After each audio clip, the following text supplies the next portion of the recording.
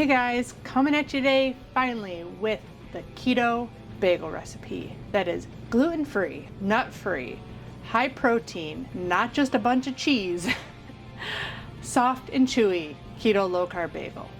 So let's get started.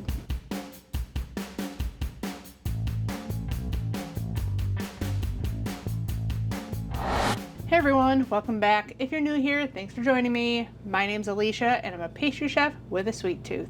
And now I own a keto gluten-free bakery that you see behind me here. I hope to one day have a bakery or a cafe for you guys to come visit. But until then, I'm here and you can really help me out by ordering from my online store or sharing my store or my videos with your friends and family, leaving me comments, thumbs up, subscribing.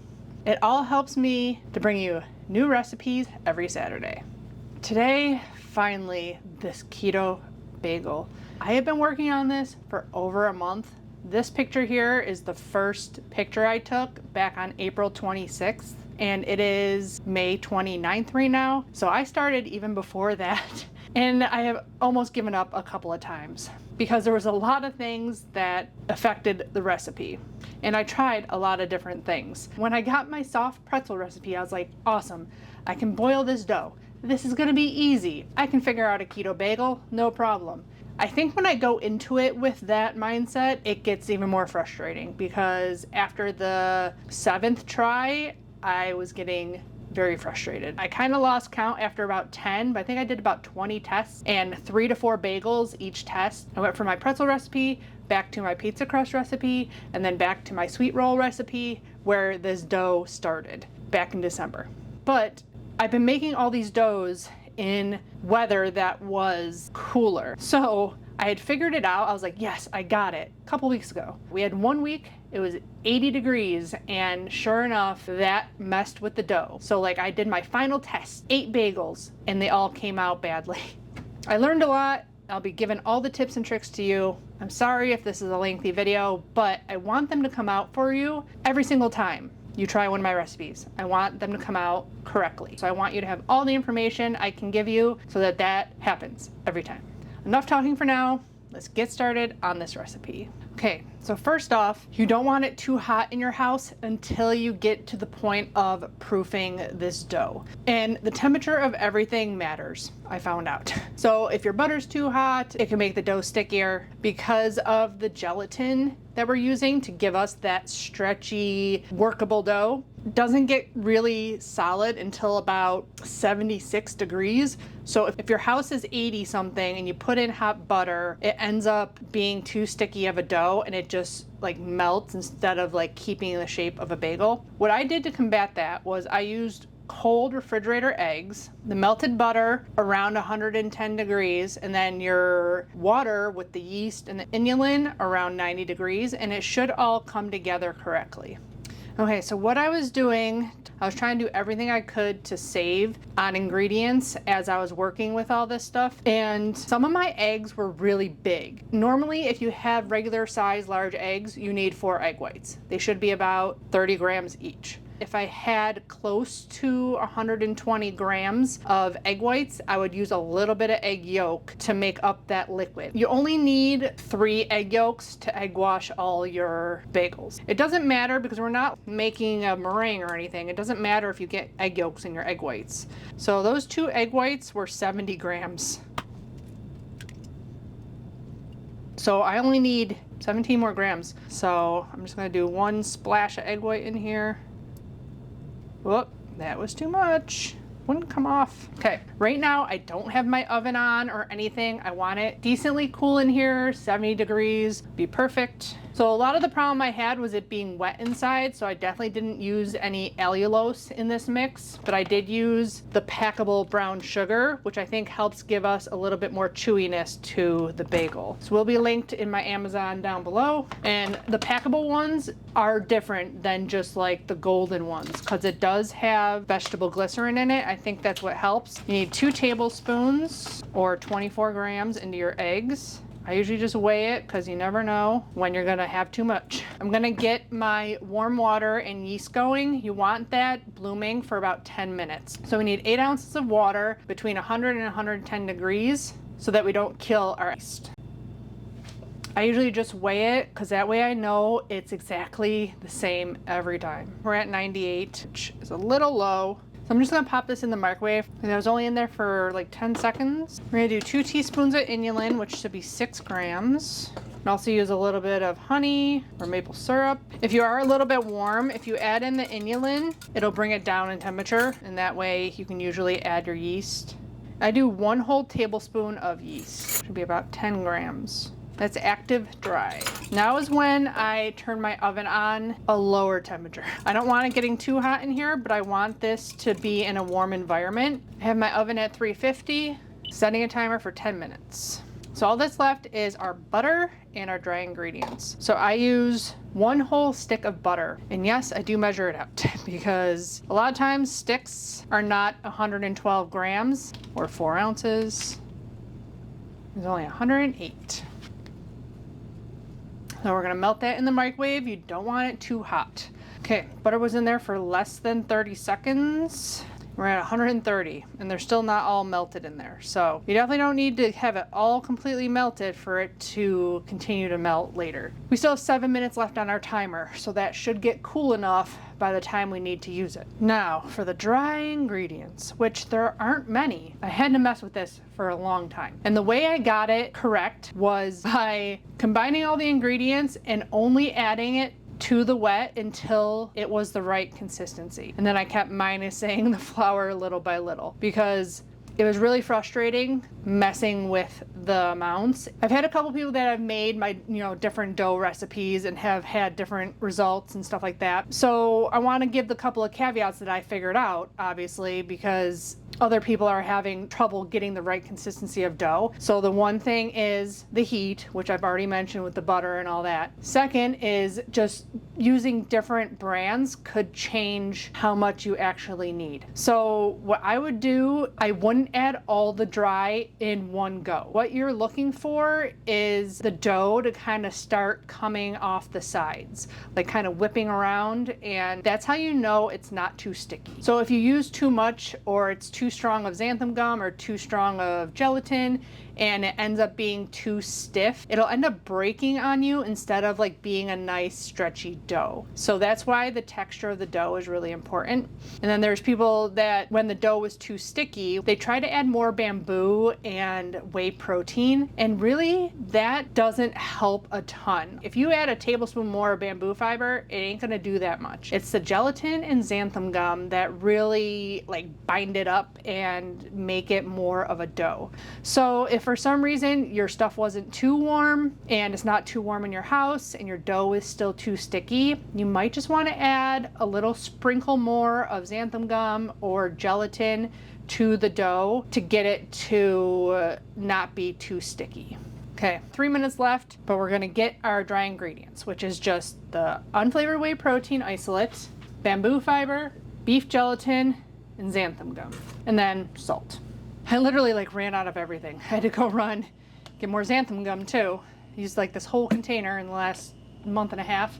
Beef gelatin, I ran out of the Thrive Market grass-fed beef gelatin, which is what I've been using for months. So I had to get the Now brand, and it seemed to work the same. So that's what I'm using for this recipe, because Thrive Market's been out of stock.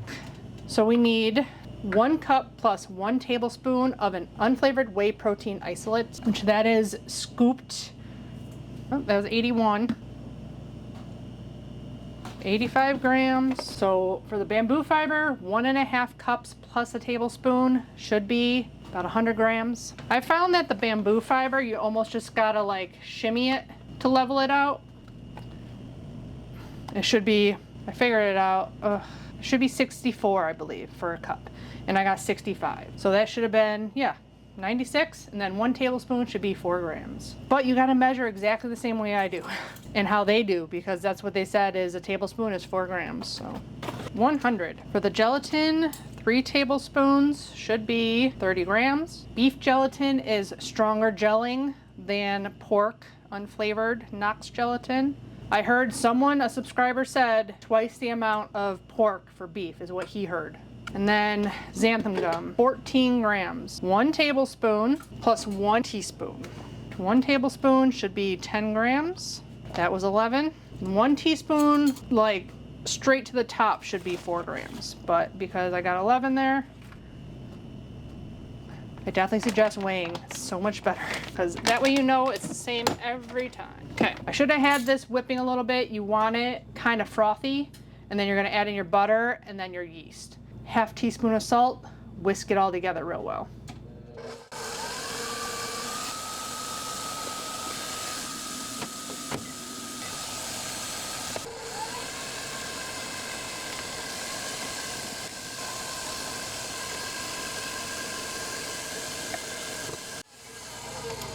Okay, now that that's all together, I want all that xanthan and gelatin all mixed in there. And I'm not gonna add this all at once because I've been talking a lot, so my stuff is probably cooler than I normally would have it. So I want it the right consistency.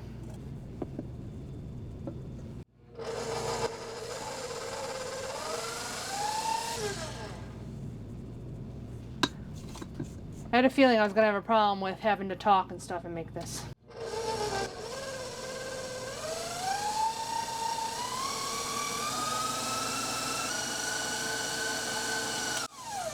So it is getting to the point where it's pretty much whipping to the side. So I don't want to add too much more flour. But yesterday, without all the talking, I added this exact amount of dry ingredients.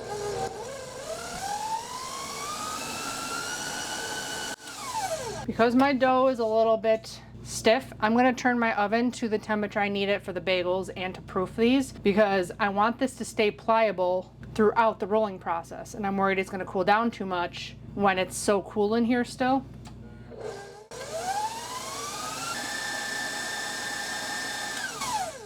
You're just starting to whip around the edges there. Now we're at 86, which is like the perfect temperature to work with it. But usually it's down to 86 by the time I have it like on the scale already. You want it stiff, but still a little bit sticky. Yeah, I ended up having 8 grams. Sucks because you can't really reuse that because there's all the stuff in it, but I'd rather have 8 good bagels than mess it up with extra flour that we don't need. And what I was doing, a plate with oil on it is like the easiest way to do this because you got to keep dipping your hands, and if you keep touching your spray bottles, it's a pain in the butt. So put plastic wrap down on my scale, 0. You don't obviously have to weigh. You can try to do 8 equal portions, but they may bake differently if you have them too off. Still want this pretty sticky. I'm gonna do 2 different sizes so I can give you times for both. Doesn't seem, oh, so I left out 8. So your numbers are gonna be different depending on how much flour you end up using. So I'm gonna do 4 at 90, and then I'll weigh what I have left and do 3 out of that. We need 2 sheet trays with parchment paper on them. This is all stuff you can get ready while you're waiting on your yeast to bloom. I was talking. These do need a spray. Now, dip your hands in the oil. Make sure you oil everything. Whoop. 90, 180, 170, 270, right? Math. Baking is a lot of math. I think I'd be better at it. Okay, we're gonna start with 4. Get them all nice and oiled up a little bit. I'm gonna pat it out, make it nice and smooth. If you have any dough on your hands, the dough likes to stick to itself, so you don't want dough on your hands. Fold it in, make sure you keep re-oiling your hands. We want it to stick to itself. You don't want it to stick to your hands. That's why we don't use flour, because we want it to stick to itself. Get it all tucked in, flop it over, roll it in your hand like a ball to get it nice and tight. Then you're gonna flatten it out to about 3.5 inches. That's about 3.5 inches. And then you really oil up your finger. No gross jokes in the comments. You stick your finger in the middle and you kind of start working it with the oil to get the center kind of hollowed out. And you want it kind of big, about 1.5 inches. And you transfer it carefully onto your greased baking sheet. So you just repeat the process. The tighter you get it, the less like blowouts and like openings you'll have in your bagel. And if your dough is too cold, you won't get the nice smooth finish on your bagel. It'll be kind of like lumpy and hard to get it smooth. kind of try to even it out if you're not even.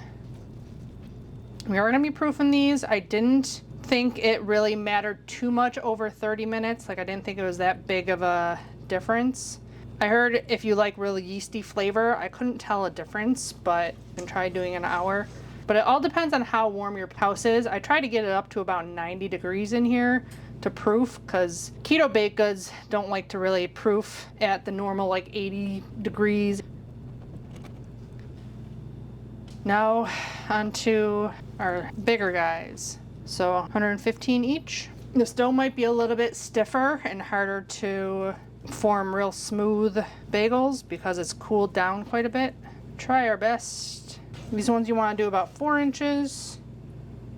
If any of the dough gets too cool, you'll get like balls of dough that like won't smooth out. Or it's just a little bit more unruly when you're trying to shape.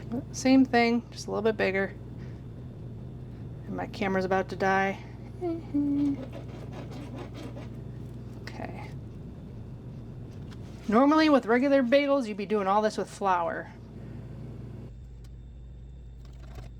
Okay, had to change my battery pack. I have them chilling on the stove where it's heating up. Like my stove gets really hot up front. Some stoves get hot coming up the back. If you don't have a hot spot, you can try to use, if you have a proofer, only at like 90 degrees, and you don't want them to be enclosed. You want like open space for them to kind of firm up a little bit and rise a tiny bit. I set the timer for 15 minutes, so I'm gonna rotate them so that the other ones can be in front also and get the same amount of heat. Like I said, you can do it quite long if you want to. And when we get down to the 15 minutes, I get it really warm in here. I get my water boiling so that the steam and the heat on the stove gets all kind of warmed up in here for the last 15 minutes so that they really get some warm proofing in before we boil them. So I already have my water going back here, and I already switched my bagels because it's definitely hotter over here. I don't know if my oven just like has like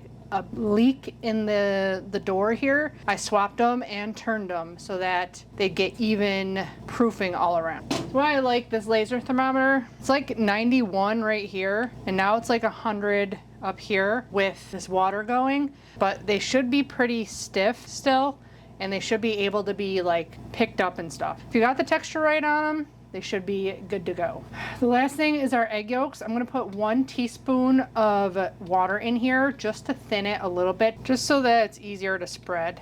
The only topping I tried was everything bagel seasoning, and you can't put it on until they're almost completely done because the onions end up burning. So people say to do the sunflower or the sesame seeds and poppy seeds before they even go into the oven. But they also say to let them dry after you boil them and then put them face down into the poppy seeds in a dish to get a real nice coating on them. I just don't know if we're able to lift our bagels up off the parchment after we boil them. So I might try one and see what happens. So my water's already boiling back there. I'm gonna turn it down.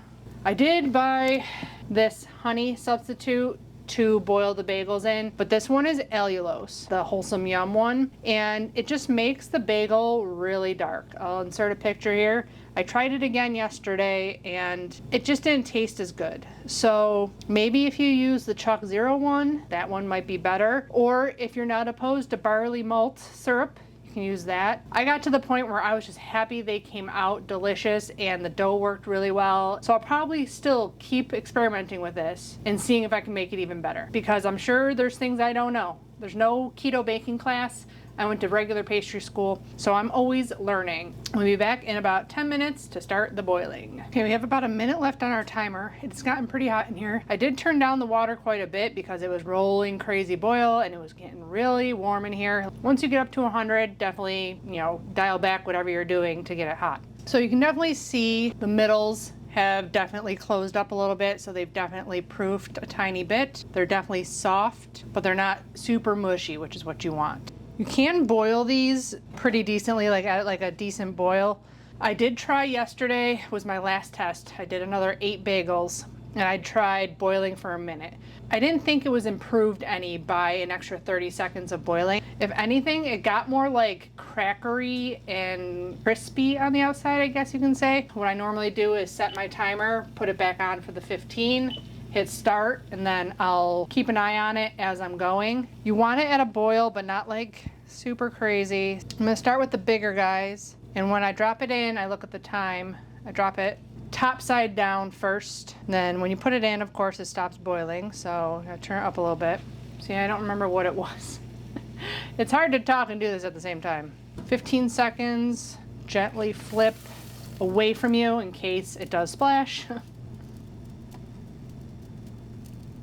Let it drain, put it back on your parchment paper.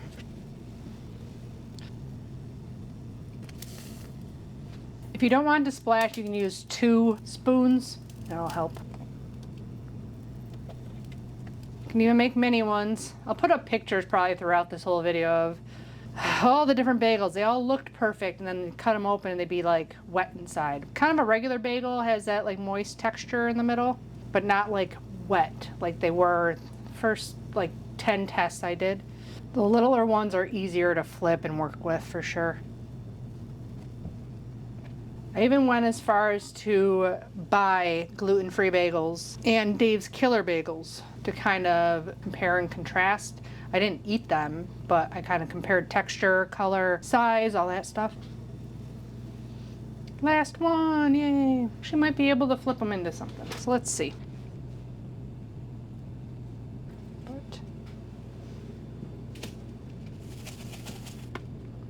Whoop, no breaking, no breaking, no breaking. Whoa. Huh. Oh, that got a lot of poppy seeds on it. I do have Italian cheese blend I might try. I'm gonna throw these in. These will probably take about 30 minutes at 425. You want them 210 degrees inside is the temperature I found the best to not have it too wet inside. Set the timer for 15 minutes and then we'll get the other ones going. Those ones only take about 23 minutes-ish. How do you get it so it doesn't come off on your fingers?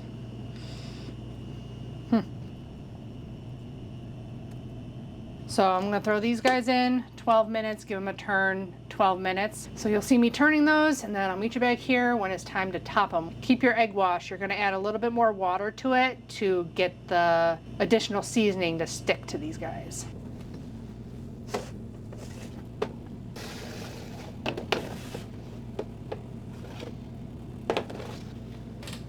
Okay, I'm setting it for another 12 for the smaller ones. Okay, it's been 23 minutes, so I'm gonna grab out the tray of smaller bagels and give them a temp.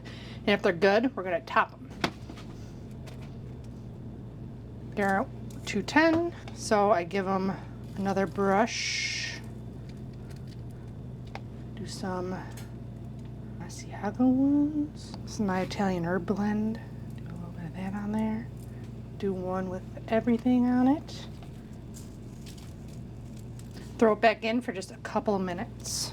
Okay, it's been another 3 minutes. Give these a little temp.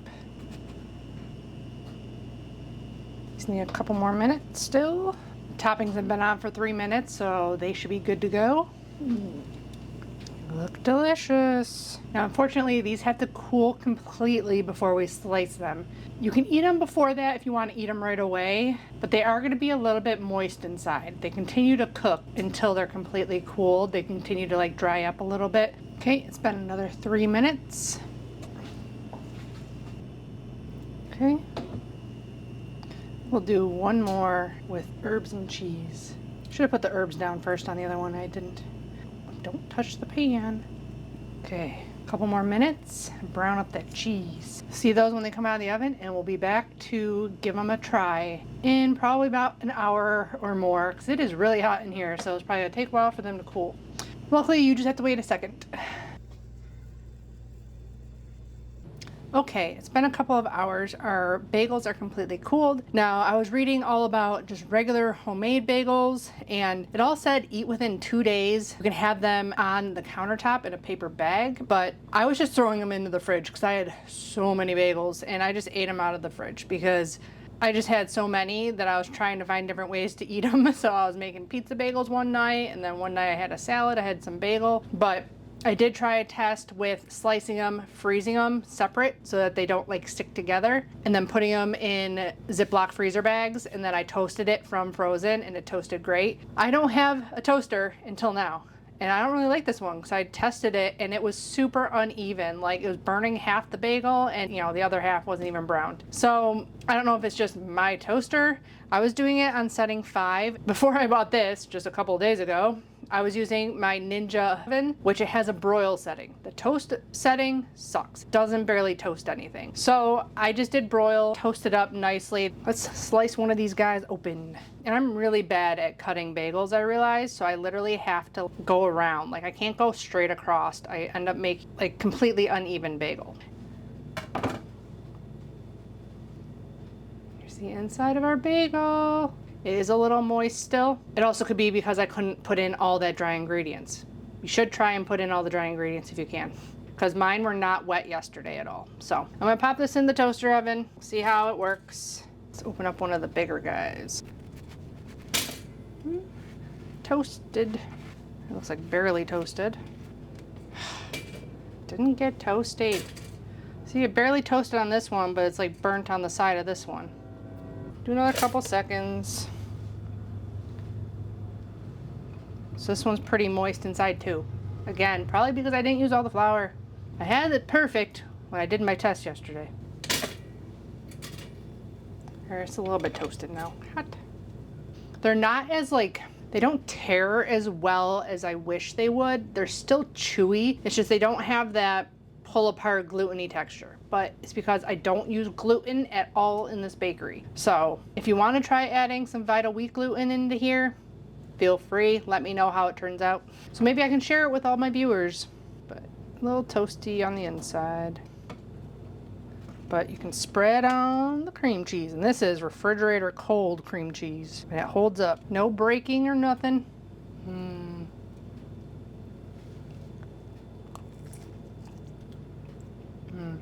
Has that just salty bready flavor. Got the chewy outside, soft moist inside. And they definitely don't have that rip, but they're definitely chewy on the outside. Super soft inside. I didn't even mention the carbs on this. I'll put up the nutrition labels, but only 1 net carb if you make the 890 gram bagels. The bigger guys are 2 net carbs each. Hold please while I go upstairs, and I'm going to show you how it toasts up in the broiler. Okay, that was 430 on broil on my Ninja, and it doesn't get too dark on the bottom. It's still like crispy. I'm cooking up a sausage patty over here. I'm gonna cook up an egg. So leftover eggs from a couple of tests I've done and my egg wash. I just put it all together. Should be a good egg to put on here. Pork sausage patty, perfect size. Pretty much gonna be my dinner, I think, because it's already 4 o'clock.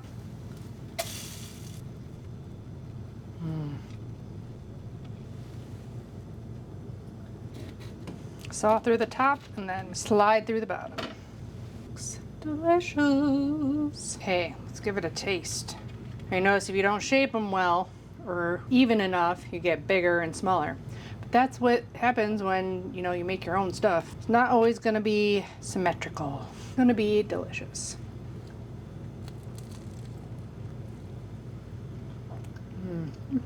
That is delicious. And a good breakfast for dinner. It's a good balance. 16 grams of protein, only 4 grams of fiber. This will not spike your blood sugar. Wish I had a continuous glucose monitor, but I don't. Could test it for you, but maybe Serious Keto will take on the task of making my bagels and doing a glucose test on them. So good. I'm gonna enjoy that later. So I hope you guys enjoy this recipe and you found all the tips and tricks helpful for doing any of my doughs and for making this recipe. I know ingredients are expensive, and that's why I want you to have all the tips and tricks. I know, so they'll come out right the first time you make them. And if not perfect, still edible. Let me know down in the comments below if you want me to alter this recipe and what your favorite bagel flavor is. Throw me a bagel emoji and your favorite one down in the comments below. Don't forget to check out my Amazon links for all the different products and equipment I use here to make this recipe. Brands really do matter, so if you want a less of a headache, definitely grab the brands I recommend. There will also be a blog post link down below to the full recipe. Give the video a thumbs up if you enjoyed it. Subscribe if you haven't already. And as always, I'll be back with more keto, low carb, healthy meals, desserts, and snack recipes. Bye guys. Happy keto bagel making.